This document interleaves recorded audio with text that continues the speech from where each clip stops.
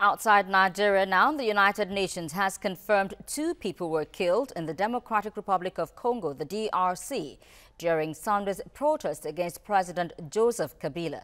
Dozens more were injured when security forces cracked down on the church-led demonstrations in the capital, Kinshasa. Human rights activist Benedicte Kumbi joins me now via Skype from Geneva. Thank you for joining me on the news this hour. Thank you for having me. This is a new one, a church-led demonstration against President Kabila.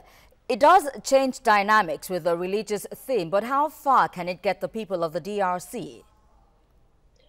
Thank you again for having me. First of all, I would like to pay tribute to the 2 persons that have been killed on Sunday, and especially maybe Hosi Mukendi Chimanga, who was a father of 2 and a husband, a brother, and he was a lecturer at the university in Kinshasa. And he said something really important that I think that we need to have in mind here. I quote him. He said, "We will color Congolese soil red with our blood so that our children do not live as slaves in the future. And when death comes, I will be proud to have defended an ideal." And this is exactly the ideal that our Congolese people are defending today. And of course, the church has been pushing and helping for that. But we come at a point where people are not ready to leave Mr. Kabila in place any longer. There is a confrontation that is going to happen. There is an escalation, and the Congolese people are saying that they want Mr. Kabila to go away. Well, very inspiring words from a father of one of the deceased. About 2 dead, 47 injured, and more than 100 arrested across the country. And this is coming just days after the Amnesty report on gross human rights violations in that country. Do you think Kabila will take heed and address the reasons behind the protest? I think it is important to understand who Mr. Kabila is. This is a warlord.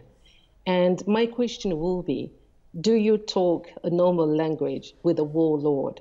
These are persons who were not able to try to transform themselves and to accept what a normal country is, what a democracy is. So it will be really, I think, maybe senseless of us to think that we can talk with Mr. Kabila and that he will abide to the rule of a normal country.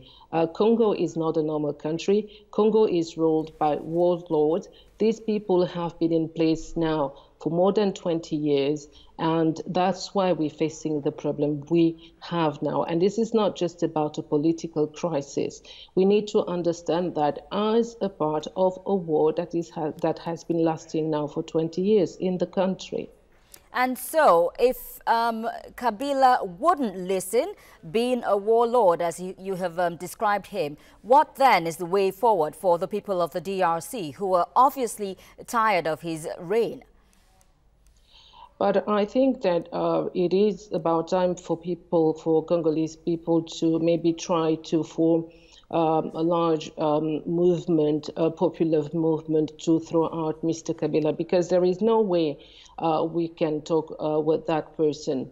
And we are not helped by what is called the opposition also. And we are not also helped by the international community, who find it actually acceptable to have read elections in 2006 and the same thing in 2011. And Mr. Kabila is a person actually who's been serving their interests. So they are not going to help Congolese people. So the Congolese people need to understand that now they stand on their own, and they need really to push harder again for Mr. Kabila to go and to be heard by this international community. We know for the information that we have on the ground that the American ambassador to the UN, Nikki Haley, when she was in Kinshasa, it looks like she told Mr. Kabila that he should actually choose a person to take over his power, and that the US will support that move. But Benedicte Kumbi. this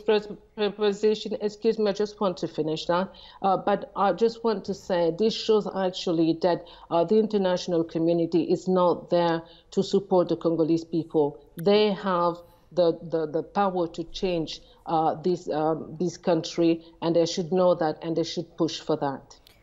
All right, we just hope that the DRC doesn't descend into another civil war. Benedicte Kumbi, human rights activist, thank you for joining me on TVC News.